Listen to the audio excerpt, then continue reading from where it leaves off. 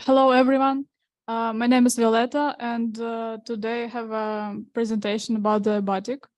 Batik is Indonesian clothes, Indonesian motifs, and I want to share the information that I found about it.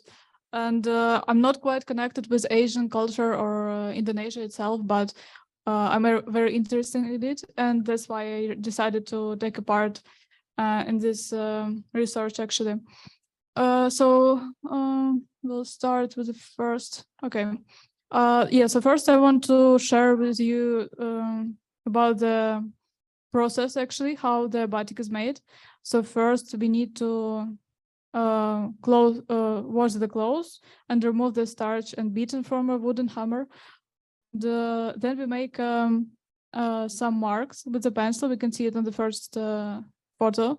So we do it just with a pencil, and you can make different designs that you want to make. After this, you can use like stamps, like you see on the photos also. It's already ready stamps that you can use to make some designs. It's a first option to make it, or you can just make it with your hands. It will take more time, but then it will be more originally. Second one, you make the wax layer just on your drawing. And since those areas are covered with hot wax, which is made from paraffin or beeswax, you can make a drawings like this. And after this, you should dye the clothes itself in the color. It's a third step. And after the clothes is dyed, some parts that is connected with the wax will be retain the original color, while the other parts are dyed.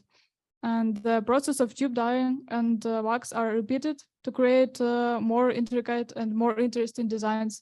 And also various techniques like etching, stencils can be used. And after the final dyeing, the wax is removed. And the process time takes almost a year, actually, to make the clothes ready. On the second page, you will see the batik motifs, different kinds. So you can distinguish the pattern itself, and it depends from the original no, not country, but city, and maybe sometimes small villages, so we can distinguish from which region it comes from. Sometimes it can consist of mythological animals such as dragons, tigers, and it will call Siribon batik. And sometimes you can see the red and blue birds on the flowers, for example, like this one. It calls Juhu Rupa. Here you can see the flowers. Also can be leaves, flowers, trees, usually on a blue or black background, then it will called Mega Mandun. Sometimes also geometrical shapes, like this one, for example, Parang.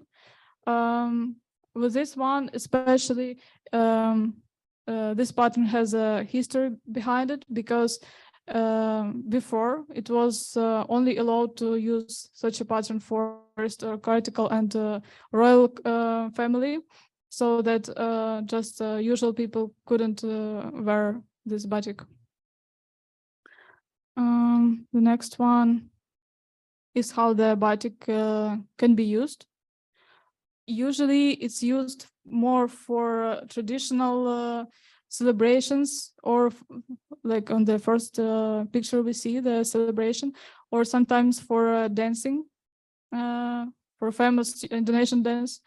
And yeah, here we can see the Krenton family and the batik that is worn by the king. Here is a marriage. It's also used in a traditional celebration. On the left side, we can see just the rural people that wear the batik. Also, the batik museums are very popular in Indonesia today, because the government of Indonesia decided that it's very important to protect batik and to share it with the next generations. That's why they created museums, and also they educate young generation how to make it. So there are some like art schools where you can learn how to make it actually.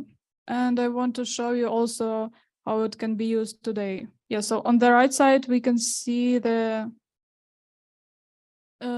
different ways of use of the batik. People make clothes, furniture with these patterns. Also, some people can make the tattoos. We can see it on the left side. Also, I found a lot of pages, for example, in Facebook or Instagram, where people use batik for their works, for ceramics, for creating pictures that you can sell. And today it's quite famous, also not only in Indonesia, but also abroad, and especially in Holland, because of the history background, of course. And in the Amsterdam, it was exhibition with the batik also, where different patterns were presented. And with this one, I want to tell you how you can use it, and maybe to find the inspiration for it, and use for some of your works, for example. And here you can see this is just a simple example, but there's you can see the sneakers. They were made by myself, because after the research, I thought that what are the ideas of how I can use it, and I decided to make something like this, so that it also can be a source of inspiration for you. And I think that's all for today. Thank you for your attention.